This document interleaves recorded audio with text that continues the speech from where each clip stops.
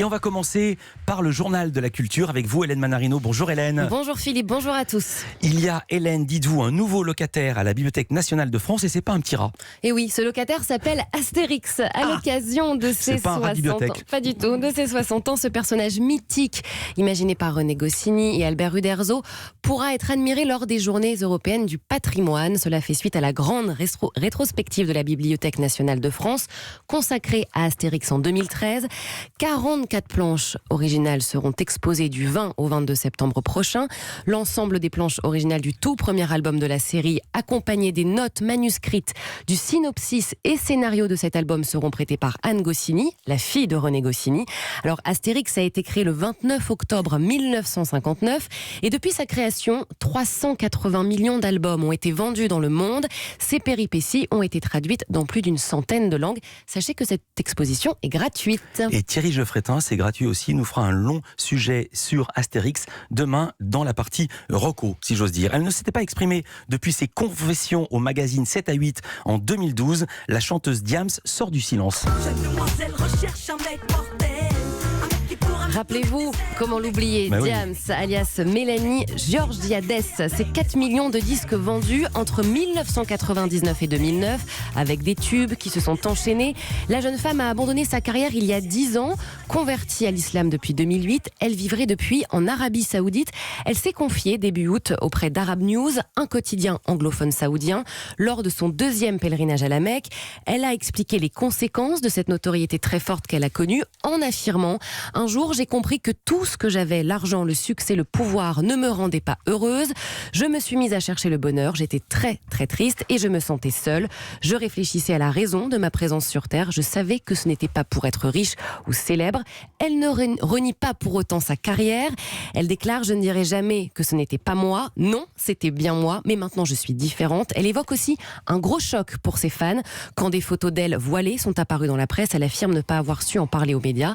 Diams, aujourd'hui âgée de 39 ans, est une femme apaisée. On dit toujours ça dans les médias, vous avez remarqué ? Personne dit « je suis énervé ». Dans tous les médias, les gens disent « je vais mieux » ou alors « je suis apaisé ». Mais personne ne dit jamais qu'il va mal. Et nous on le répète, voilà. Côté musique, cette fois, une artiste incontournable est accusée de plagiat. Et oui, avec une chanson que l'on a tous écoutée et je suis certaine fredonnée.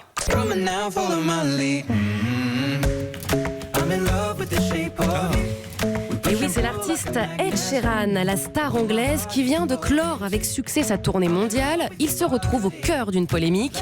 Celui qui le pointe du doigt s'appelle Sam Chokri. Ed Sheeran se serait librement inspiré de son titre Oh Why. Écoutez.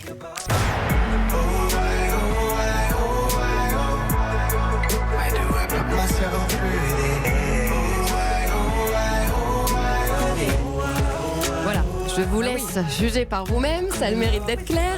Et encore, on aurait pu l'accélérer pour les mettre au même tempo, ça aurait été encore plus flagrant. Exactement. Sam Chokri affirme avoir envoyé sa chanson à l'entourage d'Ed Sheeran en espérant une collaboration. Alors la star dément formellement ces accusations, mais ce n'est pas la première fois qu'il est accusé de plagiat quand même. Il est déjà soupçonné d'avoir repris Let's Get It On de Marvin Gaye pour son tube Thinking Out Loud, une affaire pour laquelle on lui réclame 85 millions d'euros. Dis donc, même si tu touches qu'un dixième, t'as 8 millions et demi. C'est ça. Tu peux t'acheter une guitare. La 8e édition du festival de Groland, tirée de l'émission de Canal+, a trouvé son parrain. Et ce sera Jean Dujardin. Rendez-vous dès le 16 septembre à Toulouse. La star de OSS 117 portera le titre de grand dictateur. Pendant 8 jours, il succède à Benoît Poelvoorde ou encore Albert Dupontel. Ce sera le seul membre du jury. La cérémonie de clôture permettra à Jean Dujardin de remettre l'amphore d'or aux acteurs et réalisateurs en compétition.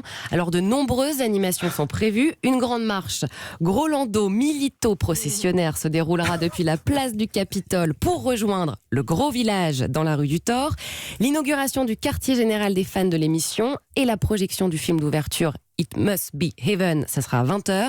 Et tous les soirs, des apéros-concerts feront vivre le village, installé au sein de l'École nationale supérieure de l'audiovisuel. Il y aura aussi un bus repeint aux couleurs du Groland qui déambulera dans les rues de la Ville Rose. Ça promet, il va y avoir de l'animation à Toulouse. Et on va le voir ensuite parce que Groland, ils adorent se filmer et mettre le documentaire dans leur série. Et on attend les images avec impatience. À tout à l'heure, Hélène Manarino. À tout à l'heure.